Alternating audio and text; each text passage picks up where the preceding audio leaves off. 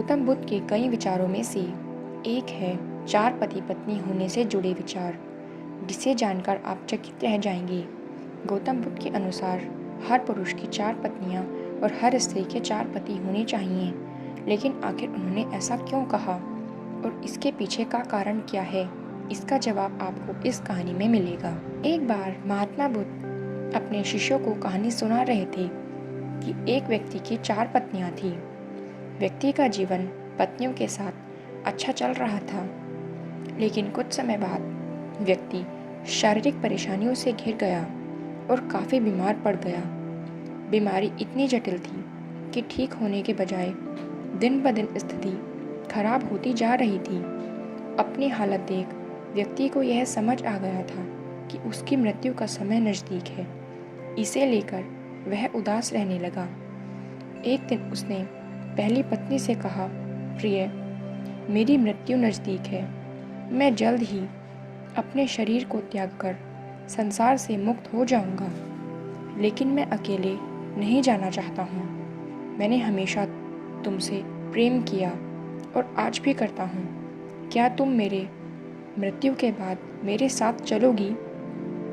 यह सुनते ही पत्नी खामोश हो गई और अंत में उसने हिम्मत जुटाते हुए पति से कहा, स्वामी, मैं जानती हूँ कि आप मुझसे बहुत प्रेम करते हैं और मैं भी आपसे उतना ही प्रेम करती हूँ, लेकिन आपकी मृत्यु के साथ हमारे अलग होने का भी समय आ गया है। यह कहते हुए पहली पत्नी ने मृत्यु के बाद उसके साथ चलने से इनकार कर दिया। इसके बाद व्यक्ति अपनी दूसरी पत्नी के पास जाकर उससे भी यही प्रश्न पूछते हुए कहता है, क्या तुम मृत्यु के बाद मेरे साथ चलोगी?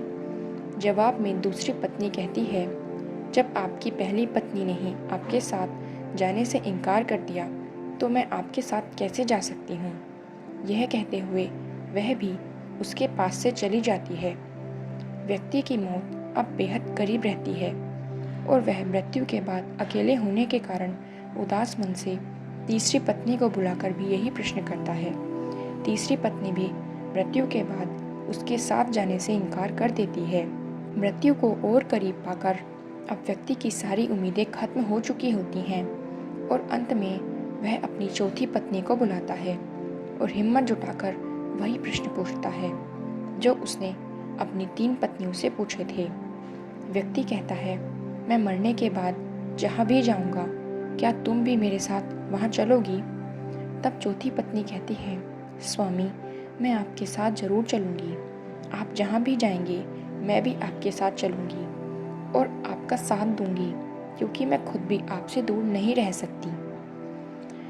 गौतम बुद्ध के अनुसार इस कहानी में पहली पत्नी हमारा शरीर है, जो मृत्यु के बाद हमारे साथ नहीं जा सकता। इसलिए मृत्यु के बाद शरीर को जला दिया जाता है या दफना दिया जाता है। दूसरी पत्नी है हमारा भाग्य। मृत्यु के बाद हमारा भाग्य भी यहीं छूट जाता है और हम उसे साथ लेकर नहीं जा सकते। तीसरी पत्नी का संबंध रिश्तों से है। मृत्यु के बाद रिश्ते नाते सब यहीं छूट जाते हैं और हम चाहकर भी इन्हें अपने साथ लेकर नहीं जा सकते। कहानी में चौथी पत्नी जो कि साथ जाने के लिए तैयार हो जाती है, इसका संबंध हमारे कर्म से है। कर्म ही एकमात्र ऐसी चीज है जो मृत्यु के बाद हमारे साथ जाती है।